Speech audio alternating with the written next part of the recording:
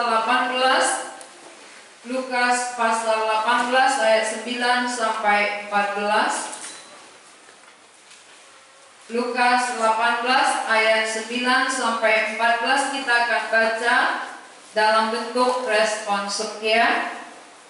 Saya baca ayat ganjil, kita baca ayat genap.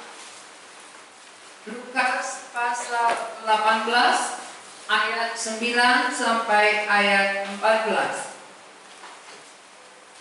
Dan kepada beberapa orang yang menganggap dirinya benar dan memandang rendah semua orang lain, Yesus mengatakan perumpamaan ini.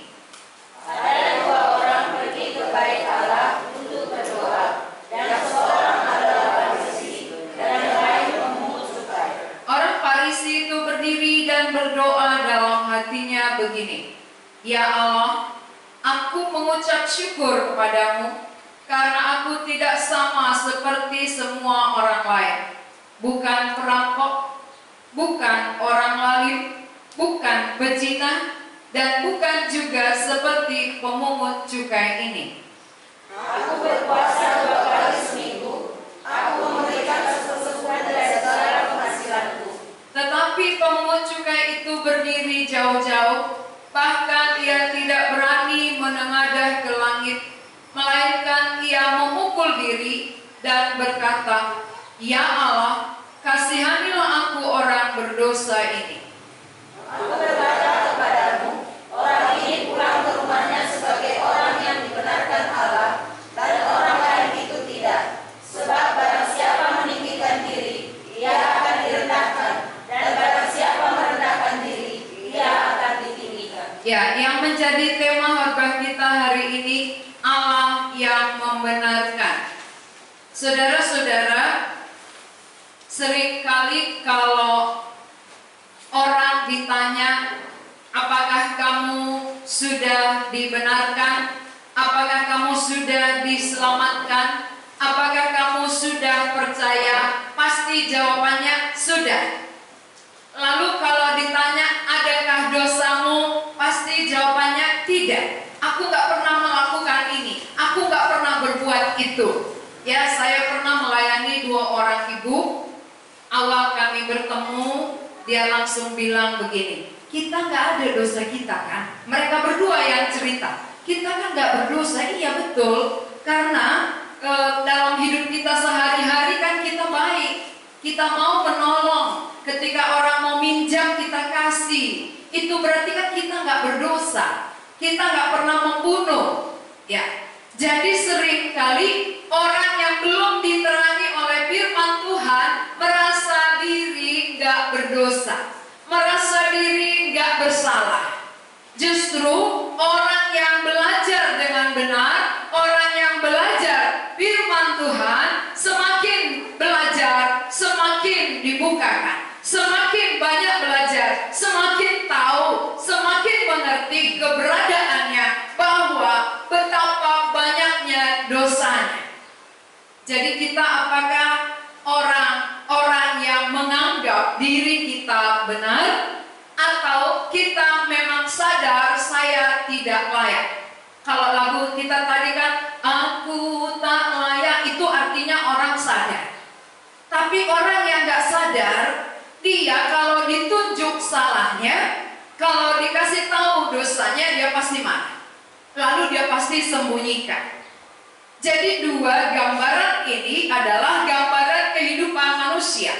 Ini perumpamaan. Perumpamaan orang Farisi dengan pemungut cukai adalah gambaran seluruh manusia yang ada di dunia ini, yang ada menganggap diri benar dan ada yang sadar dia orang berdosa.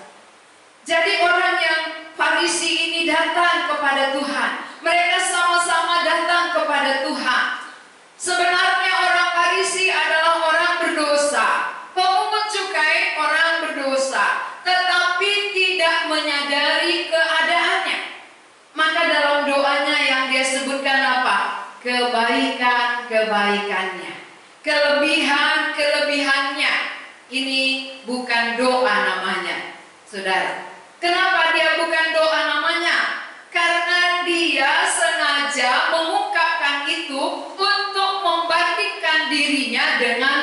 pemungut cukai. Saya bukan seperti pemungut cukai ini.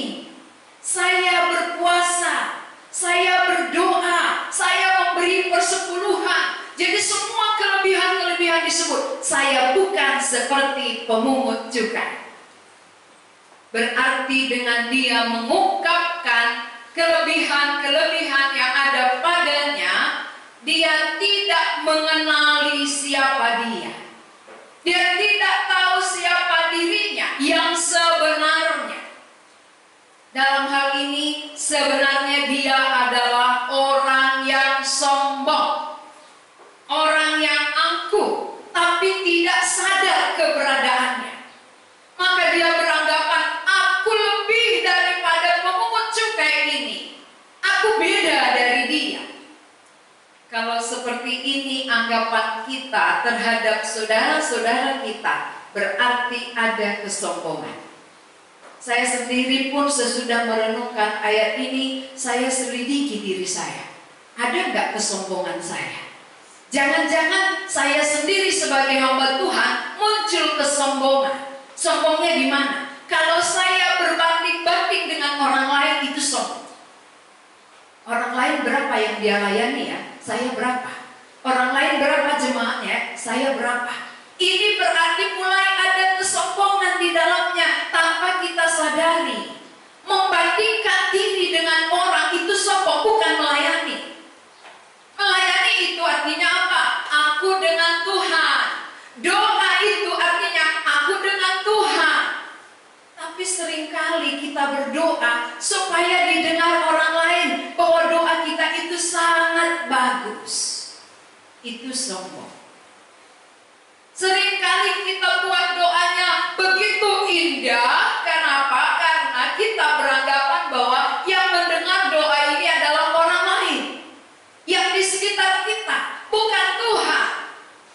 Kalau kita tahu doa itu dipanjatkan kepada Tuhan, bukan dia melihat indahnya kata-kata, tapi doa itu dia melihat hati kita. Bagaimana hubungan kita dengan dia? Apakah kita berdoa dengan tulus hati? Apakah kita berdoa karena kita tahu kita punya hubungan dengan dia? Saya anak, dia bapa saya. Sehingga walaupun tidak indah kata-kata saya, doa saya pasti didengar. Karena saya anaknya. Tapi kalau orang Farisi ini saudara tahu, dia berdoa mengungkapkan semua kelebihan-kelebihannya. Jadi mari kita selidiki apakah masih ada persamaan kita dengan orang Farisi ini yang menganggap bahwa diri kita lebih dibanding yang lain. Mana tahu kita beranggapan aku lebih, aku mempunyai banyak kelebihan dibanding dia.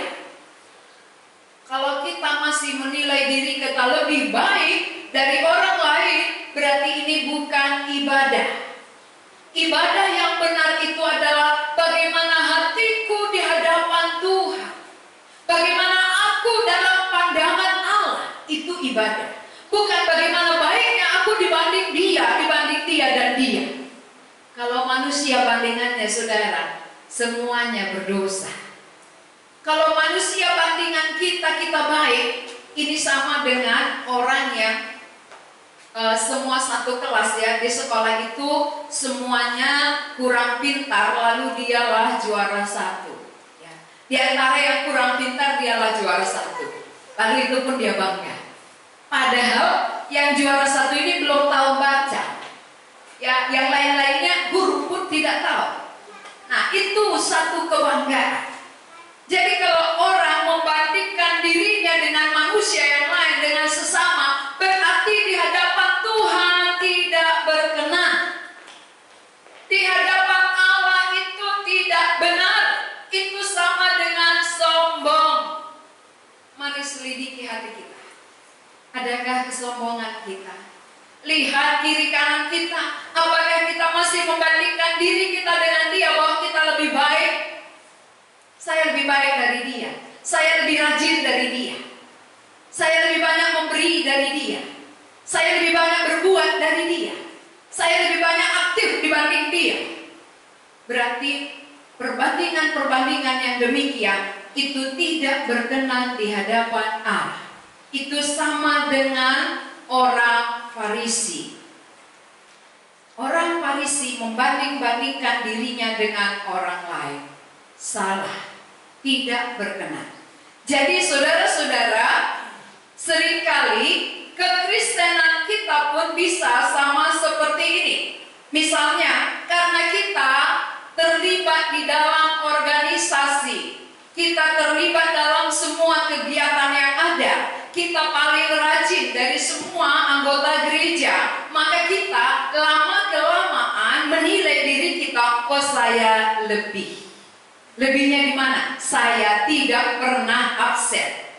Saya tidak pernah tidak terlibat. Saya paling rajin. Saya lebih baik dibanding yang lain. Ini pun sombong. Kesombongan inilah dosa yang paling tinggi yang membuat malaikat jatuh. Malaikat Lucifer yang membuat dia dibuang ke bumi adalah kesombongan. Maka manusia dekat sekali dengan kesombongan. Dosa kesombongan sangat dekat dengan diri kita. Sedikit kita punya kelebihan, langsung kita menyombongkan diri. Ini hati-hati. Maka saya mendapat berkat dari ayat ini. Saya sendiri dikoreksi, dievaluasi. Sehingga apa? Berhati-hati. Jangan sampai muncul kesombongan. Nah, lewat firman Tuhan ini mengevaluasi diri, mengoreksi diri, menjadi satu pegangan. Jangan sempat ada diberikan oleh Tuhan kelebihan, kita menganggap bahwa kita. Padahal kalau Tuhan berikan itu namanya karunia. Kalau ada kelebihan itu dari Tuhan, bukan oleh karena saya. Jadi ada pun kelebihan-kelebihan yang ada pada saudara saat ini, itu namanya karunia Tuhan, pemberian Tuhan. Hormati pemberinya, bukan malah disombongkan. Kalau ada diberi kelebihan, ketika kita sombongkan, berarti kita akan mirip dengan Lucifer. Oleh kesombongannya lah dia dicampakkan menjadi iblis, saudara. Jadi kalau demikian, orang Farisi ini adalah orang yang sombong di hadapan Tuhan melalui doa-doanya itu, yang membenarkan dirinya, lalu yang mempersalahkan orang lain. Dia selalu yang lebih, orang lain yang kurang. Dia yang benar, orang lain yang salah. Ini sombong. Siapa menganggap dirinya selalu yang benar, orang lain selalu di pihak yang salah, ini orang Farisi. Adakah di antara saudara yang mendengar ini orang Farisi? Bertobat. Kita harus selidiki diri kita. Selidiki hati kita.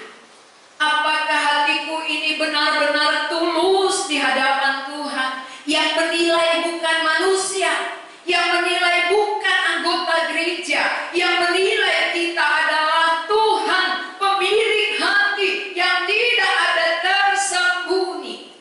Semua jelas di hadapan Tuhan. Apapun yang ada terselip di dalam hati kita, itu jelas bagi Dia.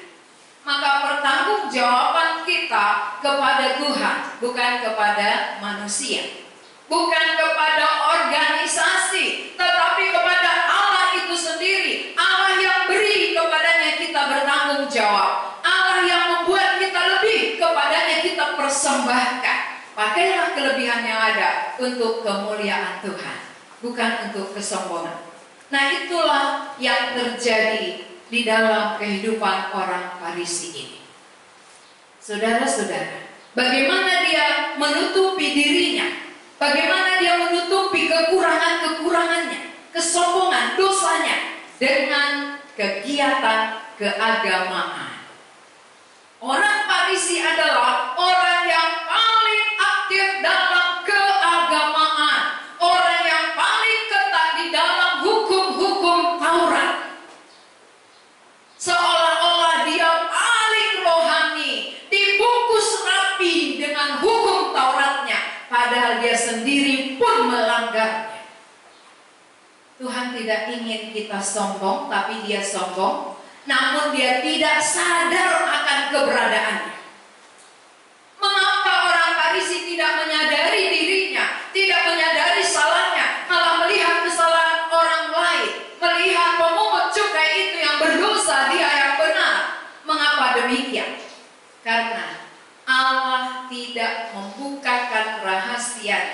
kepada orang yang merasa diri bijak dan pandai. Itu kita bisa bandingkan dari Matius pasal 11 ayat 25. Matius, Injil Matius, kita baca pasal 11 ayat yang ke-25, saya akan bacakan.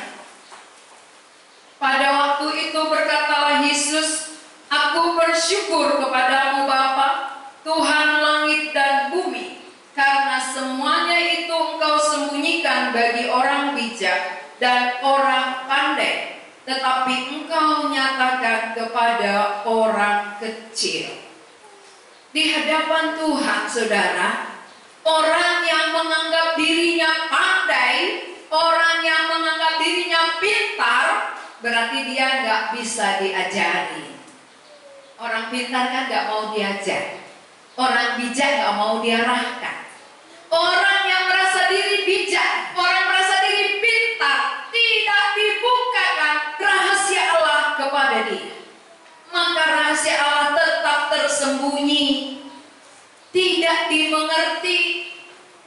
Jadi sering orang bertanya kepada saya begini, "Bu, mengapa orang itu kan pintar kali dia, jenius sekali, tapi mengapa rahasia Allah ini dia tidak tahu? Mengapa rahasia Allah ini tersembunyi bagi dia?"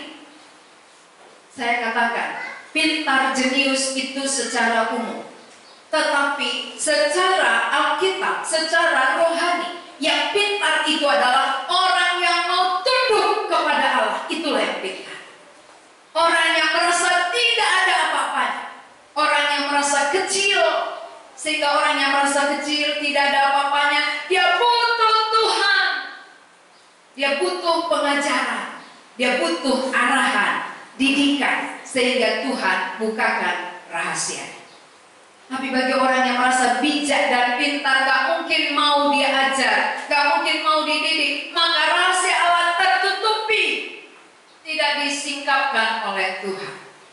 Jadi saudara-saudara, mungkin di antara kita yang hadir di tempat ini, saudara, kenapa rahasia Allah belum terbuka padahal sudah lama belajar? Mungkin saudara masih pintar, masih merasa diri pintar dan bijak, belum merasa aku ini kecil di hadapan Allah ini, aku debu tanah, aku ciptaan, gak mungkin mengerti Allah yang besar, Allah yang maha kuasa. Tak mungkin aku mengerti, aku adalah ciptaan, debu tanah, kalau bukan Allah itu yang membukakannya bagiku.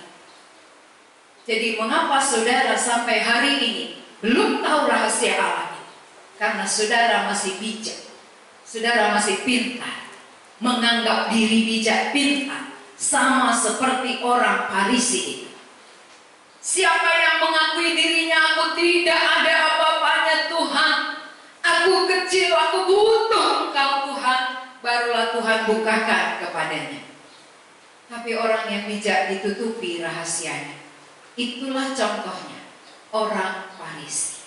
Maka dosanya disembunyikan, kesalahannya tidak disadari, malah di dalam dosa itu dia tutupi dengan acara-acara keagamaan, dengan kerajinannya, dengan ketaatannya kepada hukum Taurat. Dia menganggap dia benar, dia paling benar dibanding orang lain.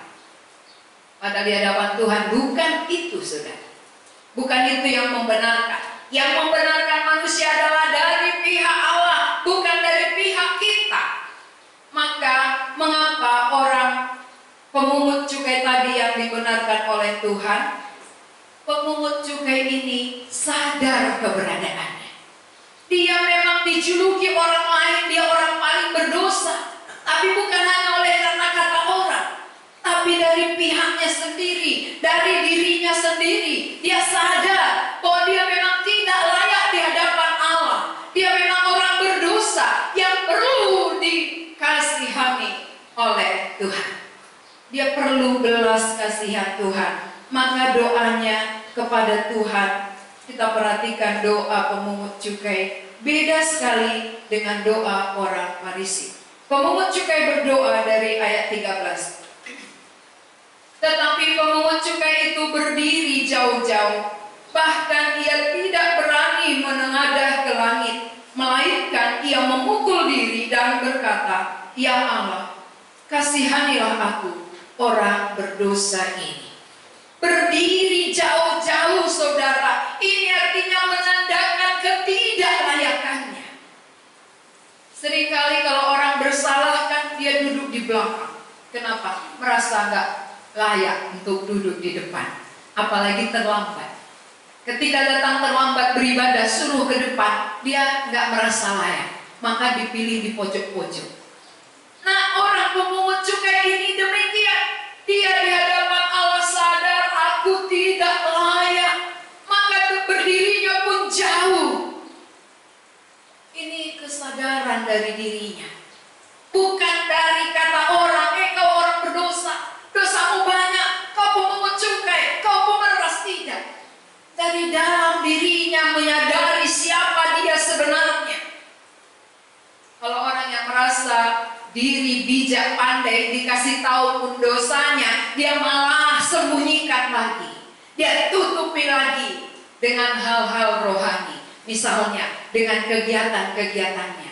Oh, aku rajin kok, kenapa kau bilang aku berdosa? Dari dulu, dari zaman ke zaman aku sudah beribadah. Dari nenek moyangku kami orang yang paling rajin. Akhirnya orang yang seperti itu menganggap diri benar, maka rahasia Allah tidak dibukakan.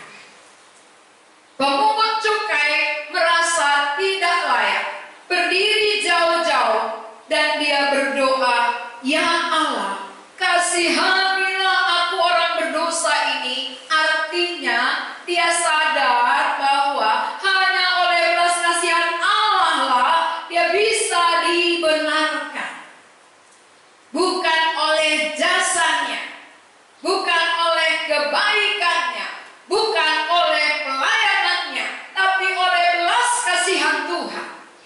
Inilah yang benar di hadapan Tuhan. Kenapa dia dibenarkan? Karena dia menyadari keadaannya. Dia tahu bahwa dia tidak layak dibenarkan. Hanya oleh belas kasihan Tuhanlah aku bisa dibenarkan. Tak pantas aku dibenarkan. Perbuatanku, dosa-dosaku setimpal untuk ditimpakan kepadaku, untuk mendapat hukuman. Tetapi hanya oleh belas kasihan Allah aku bisa dibebaskan dari hukuman itu. Kalau saudara berpikir demikian, barulah saudara akan mendapat belas kasihan. Barulah Allah akan menjumpai saudara. Tapi selama kita merasa diri lebih benar dari orang lain, merasa diri layak di hadapan Tuhan, tidak akan layak. Yang layak itu adalah yang sadar dirinya tak layak. Aku tak layak untuk dapat ampunan. Coba saya tanya saudara, layakkah saudara diampuni? Begitu banyak kesalahan-kesalahan kita, begitu banyak pemberontakan kita kepada Allah, masih layakkah kita mendapat pengampunan? Kalau jujur kita boleh berkata, layaknya kita semua adalah harus dihukum. Layaknya kita semua harus dimurkai. Tetapi belas kasihan Tuhanlah satu-satunya yang memperlayakkan kita. Dan pemungut cukai itu menyadari akan hal itu. Sehingga dia katakan, kasihanilah aku. Kasihanilah aku. Hanya oleh belas kasihanmu aku bisa diperlayakkan. Saudara-saudara yang dikasihi Tuhan, itu artinya apa? Dia tahu bahwa pembenaran itu bukan dari bawah. Pembenaran itu bukan dari jasa. Pembenaran bukan dari perbuatan. Pembenaran bukan dari apa yang kita lakukan. Pembenaran bukan oleh perbuatan-perbuatan baik kita. Tapi hanya belas kasihan Allah. Tidak ada orang oleh karena jasanya Yesus mau mati untuk dia. Bukan oleh perbuatan baik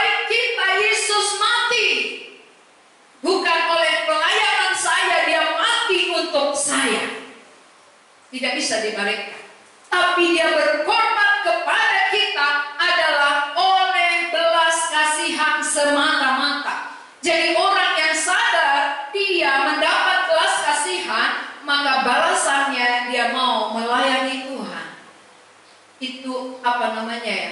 Bukan karena saya melayani dia mati, tapi karena dia sudah mati, dia sudah berkorban terlebih dahulu. Maka ada kekuatan dalam diri saya berhenti berbuat dosa. Pengorbanannya, kasihnya membuat saya stop dengan dosa itu. Tapi kalau saudara dengan perjuangan diri sendiri, dengan usaha sendiri, kekuatan sendiri, mau berhenti berbuat dosa, selalu gagal, saudara. Selalu gagal. Tak mampu. Tapi orang yang menerima belas kasihan Tuhan, menerima cintanya Tuhan, pengorbanannya Tuhan, maka ada kekuatan baru, semangat baru untuk berhenti terhadap dosa dan melakukan kehendak Allah. Jadi apakah sampai saat ini saudara sudah berhenti berbuat dosa? Kalau belum, di mana rahasianya? Di mana salahnya? Mengapa sekian puluh tahun kita sudah beribadah, sekian puluh tahun kita sudah terdaftar menjadi Kristen, tapi tidak berhenti berbuat dosa sampai sekarang? Di mana penyebabnya? Penyebab utamanya ketika kita tidak menyadari bahwa diri kita tidak ada apa-apa. Diri kita adalah debu tanah yang tidak berguna sama sekali tanpa cinta kasih Tuhan, tanpa pengorbanan Tuhan. Kita ini tak berguna kalau tanpa kehadiran Tuhan. Maka siapapun kita tak mampu melawan dosa. Jadi jangan heran mengapa banyak orang yang sudah rajin beribadah, rajin ke gereja, tapi tinggalkan gereja, pindah yang lain. Karena tidak menerima cinta kasih yang besar. Tidak mengerti betapa besarnya pengorbanan Allah untuk dia. Dan dia belum terima itu. Sehingga tak ada kekuatan di dalam dirinya untuk mengenal Allah, untuk berhenti berbuat dosa. Jadi siapa yang meninggalkan berarti tak kenal. Dia tidak mengenal Allah dengan benar. Walaupun puluhan tahun sudah beribadah. Siapa berani meninggalkan imannya berarti belum ada imannya.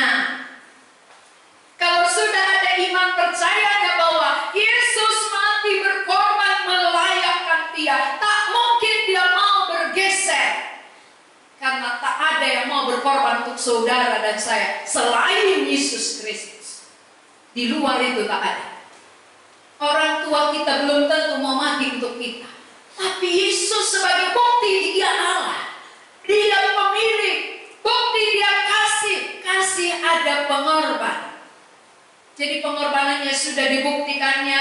Dia tinggalkan sorga. Dia mau mengambil rupa sama dengan kita. Dia mengalami penderitaan demi keselamatan kita. Mau bukti apa lagi? Apalagi yang saudara perlukan bukti bahwa dia Allah. Itu bukti yang paling jelas dan nyata. Tidak ada yang lebih jelas dan tidak ada yang lebih nyata daripada kematiannya. Jadi kalau saudara nanti ke neraka, itu bukan salah di pihak Tuhan.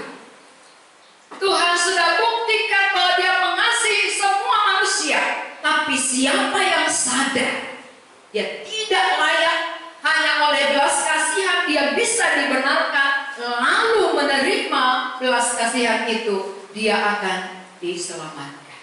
Dia akan dibenarkan oleh Allah dan diterima oleh Allah. Jadi jangan andalkan ibadah-ibadah kita yang sudah sekian puluh tahun. Jangan anggap itu menjadi tiket masuk surga. Jangan salah. Untuk masuk surga bukan kerajinan kita.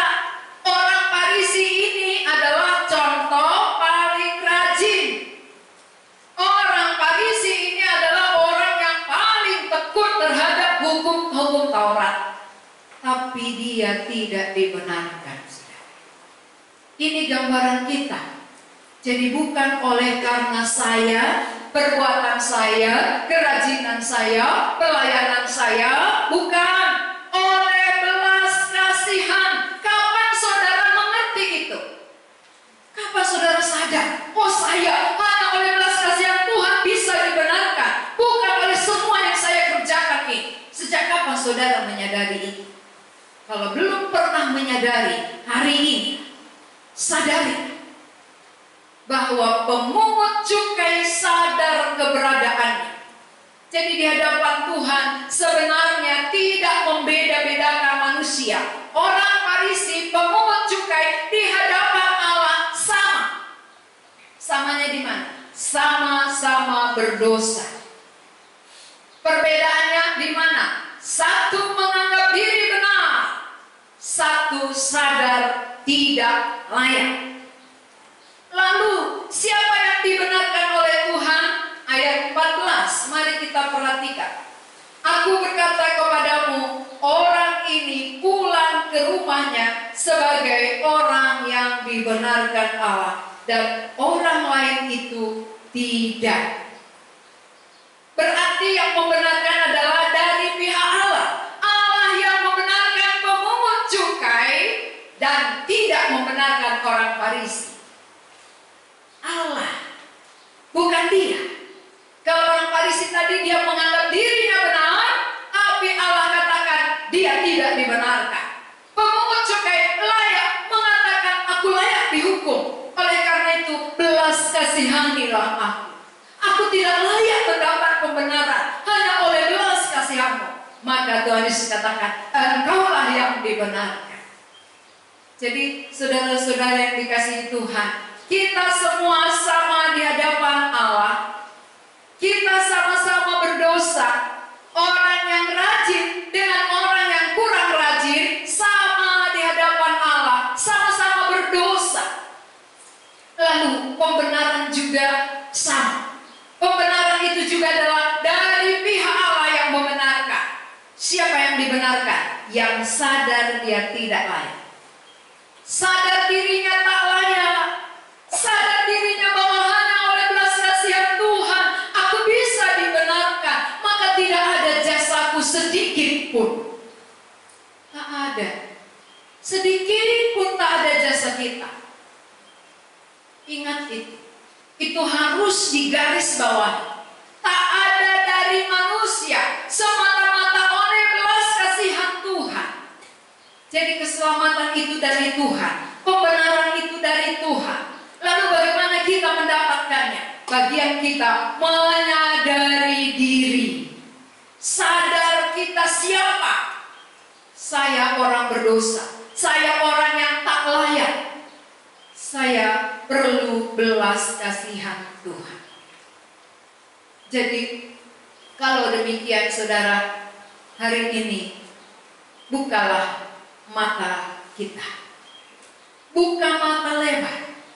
Mengapa sampai saat ini aku belum yakin aku dibenarkan? Di mana persoalannya? Di mana masalahnya? Apa yang menutupi? Pertama yang menutupi tadi adalah karena mungkin aku merasa diriku bijak. Aku merasa diriku pintar. Aku merasa tahu semua. Oh, itu kan dari dulu aku sudah tahu. Ngapain lagi aku diajari? Aku kan dari kecil sudah Kristen. Sudah tahu itu. Apa yang lagi disampaikan? Makanya kalau orang yang belum mengerti, begitu disampaikan dosa, bosan dia. Kok dosa terus? Kenapa enggak berkat-berkat aja? Berkat mujizat, jalan keluar dari COVID. Kenapa enggak itu yang disinggung? Itu bisa disinggung. Tetapi dosalah akar yang perlu dicabut. Kalau akarnya dicabut, maka tubuh yang tadinya kena duri, begitu dicabut durinya, dia ringan. Tapi kalau hanya dioles-olesi ya, ada duri dalam tubuh kita, lalu diolesi dengan minyak, sebentar bisa reda. Tapi nanti kambuh lagi. Ini namanya bukan jalan keluar. Itu pelarian. maka seringkali orang cari pelarian. Begitu hati hampa, kosong, pelariannya kemana? Diskotik. Pelariannya kemana? Jalan-jalan ke mall. Pelariannya kemana? Tempat hiburan. Tapi pulang dari sana kembali kosong, stres lagi. Karena bukan itu jawaban. Jawaban dari kebutuhan seluruh manusia tanpa terkecuali adalah belas kasihan Tuhan.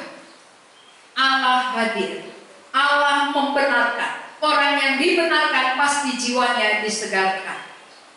Jadi siapakah di antara kita yang sampai saat ini belum meyakini akan keselamatannya, belum yakin dibenarkan? Selidikilah hati kita, tiliklah hati kita. Katakan kepada Tuhan, Tuhan selidiki aku. Di mana posisi hatiku? Apakah aku merasa bijak? Apa merasa pintar? Ataukah aku merasa layak dengan semua usahaku, perbuatanku, kebaikan, kerajinanku? Mungkin itu membuat rahasiamu belum dibukakan bagiku, sehingga aku belum yakin. Atau yang sebaliknya, yakin seperti orang Farisi tadi. Kamu sudah yakin dibenarkan? Sudah Tuhan, karena aku berpuasa, aku memberi persepuluhan, aku tidak seperti dia. Aku yakin aku dibenarkan. Jadi dua bisa ya, yakin tapi tidak dibenarkan oleh Allah. Mau dibenarkan tapi masih merasa bijak dan pandai, maka rahasia masih ditutupi oleh Allah. Jadi hari ini saudara-saudara, kita harus menyadari keadaan diri kita, bahwa keselamatan pembenaran itu semata-mata bukan dari pihak manusia, tapi dari pihak Allah. Maka tema kita tadi, Allah membenarkan, bukan manusia membenarkan dirinya. Allah yang membenarkan manusia. Lalu sejak kapan Allah benarkan saudara? Kalau belum dari pihak Allah yang membenarkan, jangan salah. Jangan nanti saudara kira, aku sudah benar, aku sudah menganggap benar, tapi Allah katakan kau tidak dibenarkan. Sama seperti orang Farisi tadi, pulang tidak dibenarkan. Pemungut cukai, aku tak layak, kasihanilah aku, pulang dibenarkan. Jadi saudara-saudara yang dikasihi Tuhan, maukah pulang dibenarkan hari ini atau pulang tidak dibenarkan? Kalau mau pulang dibenarkan, harus menyadari keadaan kita, siapa kita sebenarnya. Kita orang kecil, kita orang yang hina, kita orang tidak ada apa-apa. Kita membutuhkan Tuhan. Dan rahasia Tuhan tidak mungkin kita mengerti kalau bukan dibukakan oleh Tuhan. Hanya Tuhan yang bisa membukakannya bagi kita sehingga kita mengerti. Jadi siapa yang hatinya terbuka, Tuhan bukakanlah rahasiamu itu. Aku tidak mengerti Tuhan, aku butuh Engkau Tuhan. Pasti Tuhan berbelas kasihan.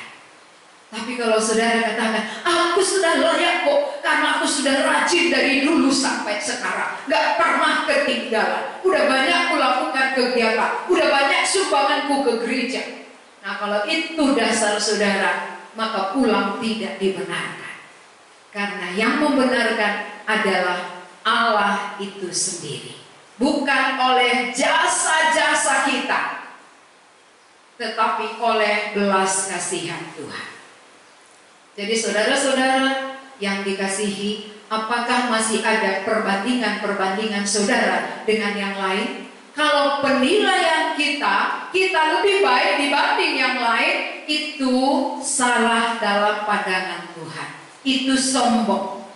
Jadi menilai seseorang bukan kita dengan dia, tapi nilailah diri kita dengan Allah yang kudus, Allah yang suci. Kalau kita bawa diri kita kepada Allah yang suci, siapakah kita? Beranikah kita? Tak ada yang berani. Allah suci, Allah kudus. Beranikah aku katakan aku benar? Tidak. Maka orang berdosa tidak ada yang bisa benar oleh caranya, usahanya, pekerjaannya, jasa-jasanya, tapi semata-mata oleh belas kasihan Tuhan. Di manakah letak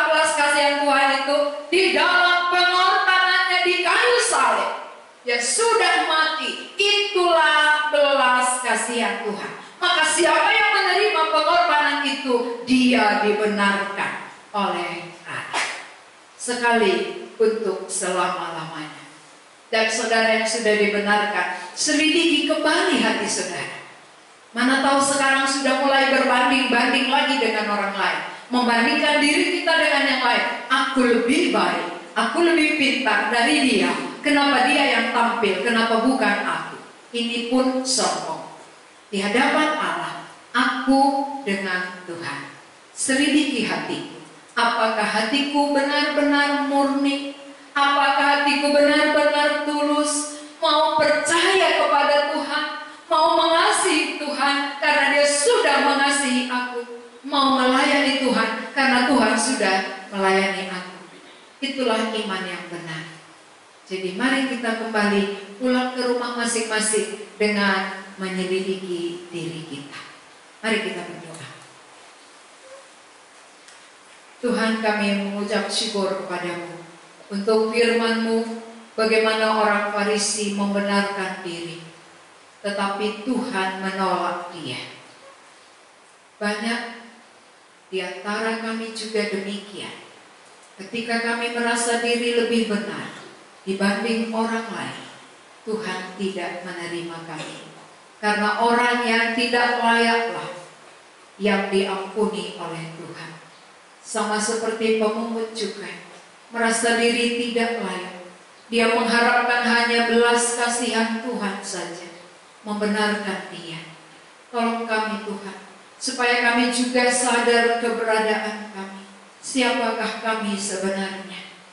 Bukan diri kami bandingkan dengan orang lain, bahwa kami lebih baik dari mereka. Tapi diri kami dengan Tuhan. Apakah kami dan siapakah kami? Sehingga kami boleh membenarkan diri.